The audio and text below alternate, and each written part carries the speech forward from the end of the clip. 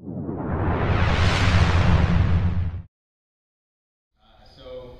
did a video last week, I think,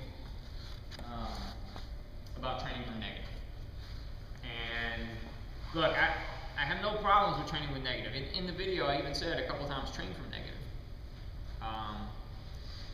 But I don't think that it should be the bulk of your training. I don't think that 80% of your training should be from negative. Because if you're only training from negative, or if you're almost always training from negative, then the odds are when something goes down, when something kicks off, you're going to find yourself at negative. Because that's what you spent the most amount of time on. You spent the most amount of time on allowing somebody to approach you from the front, put their hands on your throat, and now you deal with the problem. Allowing somebody to put a headlock on and get it in the worst case before you deal with it. Even though you felt like you could have bailed your head out and not been there for it.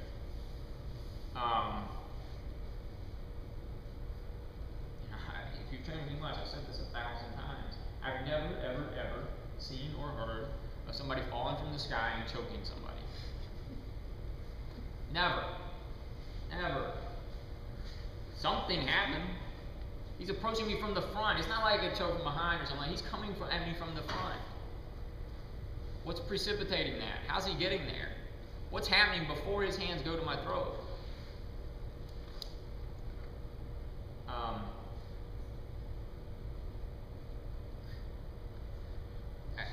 Somebody asked this earlier and it came up yesterday. Look, when I made the video, I was talking about, or I spent a good bit of time talking about, David, grab the gun, please. I didn't spend a good bit of time about it, but it opened like this. And basically what I said was, well, how the hell did you get there? In what world did you end up in this position? Can I show you a cool technique from here? Yeah. I mean, if you're really concerned about this, if in your everyday life you're worried about finding yourself face down on the ground with a dude on your back and a gun to the back of your head, yeah, I can show you something.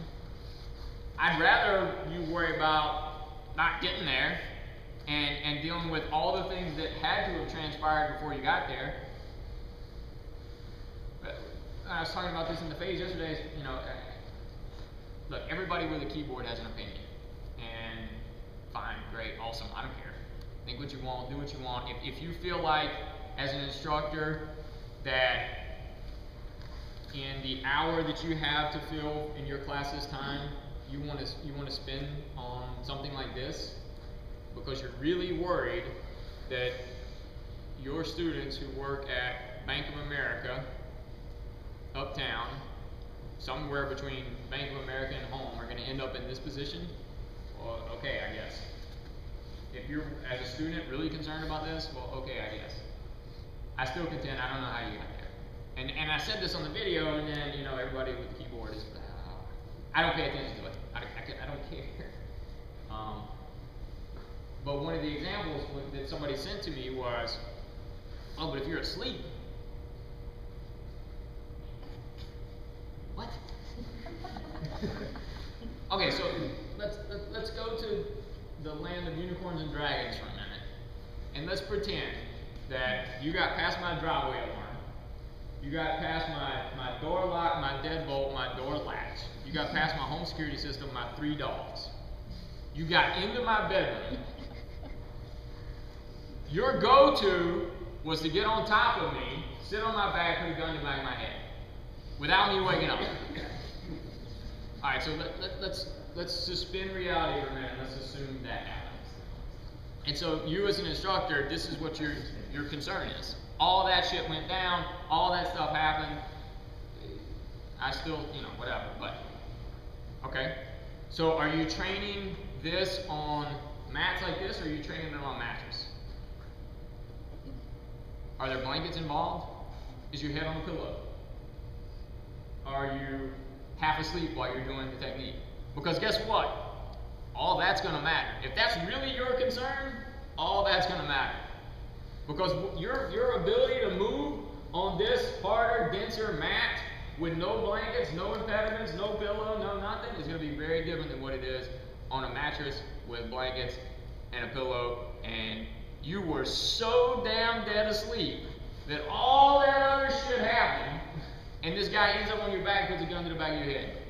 And now you're going to make this awesome defense.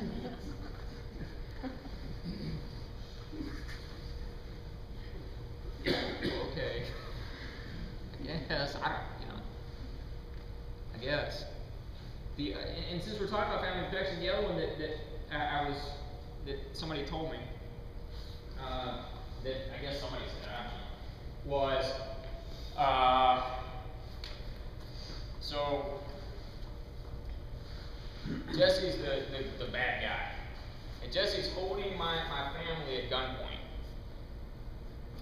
and Jesse tells me, get on the ground face down. On the ground face down. So I'm going to go to the ground. He's got my family at gunpoint. My go-to move is going to be, okay.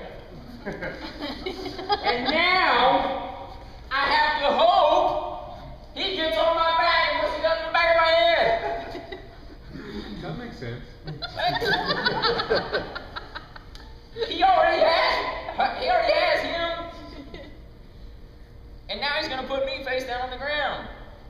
And in this scenario, I'm actually praying that he's going to sit on my back and put a gun to the back of my head, because otherwise we're all screwed. This is the scenario. And his go-to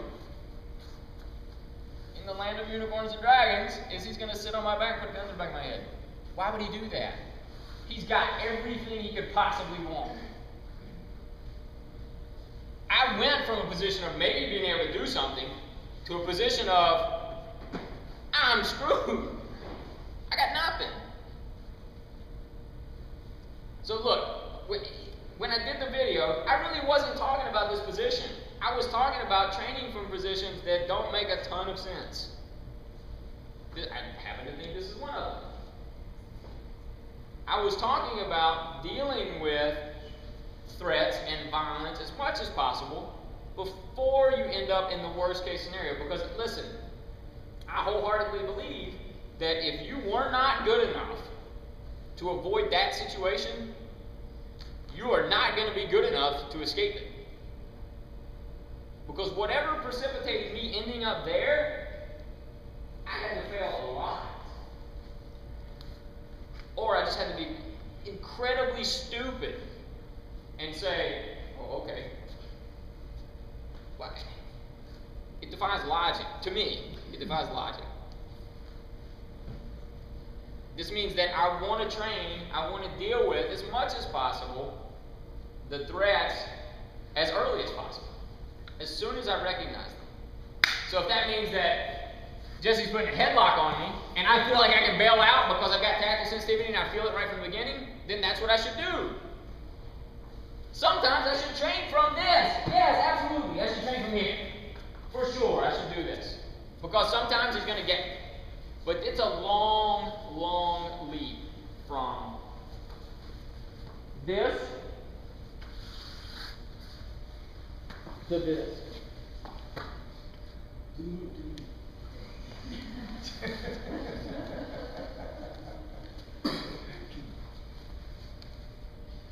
Does this make sense to everybody? Yes. Okay. Have a plan. Deal with problems as much as possible before they get to worst case. Train from positions of disadvantage. Train from negative. Do it. Okay? It should be part of your training. But do not ignore everything that happens right up until that point. Because with as much sincerity as possible, I cannot think of reasonable, rational ways that somebody would end up in this position. For example, okay? Headlock, sure. I can be early, I can be late. But it's going to have to go really, really south for us to end up there. And if your training hasn't prepared you for everything that happened before you got to that position, then the odds are you're not going to be good enough to escape that position either. Questions? The videos that you refer to, Yes. those are really good. They're on YouTube, and I guess they're on our Facebook page, maybe, the Fit to Fight page. So do you make any distinction between training from improbable and training from negative? In terms of like, you may say, training with an injured limb. Sure. Yeah, and I think that's okay. Should it be the bulk of my training? No, of course not. But every now and then, if I want to train with some sort of restriction, I mean, we do it in sparring. You know, I mean, we'll do restricted sparring where you can only throw a jab, for example, and that kind of stuff. I just think it's a big leap between training from very negative on a headlock to being prone with a guy on your back and the gun to the back of your head. I've taught law enforcement and military all over the planet, and never, not one time, has anybody ever asked me or said, "Hey man, there was this one time where not ever have I heard this, ever." My contention is, if your goal is to make people in your classes safer, you'd be better off to spend 30 minutes talking about nutrition than to do this. Really.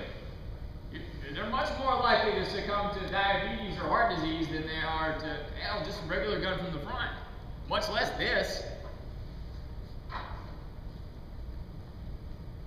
Give them a little defense from self, as opposed to just self-defense. Right? I would rather take that 30 minutes and talk about nutrition than take that 30 minutes and talk about something that I don't know has ever happened. Maybe it has. I don't know. I would rather spend time and focus on things that are much more likely to happen. Deal with the threats that are much more relevant to the students in my training center, for example, in Charlotte, North Carolina. And right now, I mean, it doesn't mean that it won't change, but right now, by and large, people aren't worried about somebody walking onto a bus with a grenade and having to do a grenade takedown and take away. It's not. If that ever becomes an issue, I'm going to tell them to run really, really fast and get really, really low. Could I show you cool techniques? Yeah, of course. And they sell books, and they sell DVDs, and they sell seminars. If you ever get really hard up, maybe we'll do a grenade seminar. Other questions? Did I answer you? Other questions?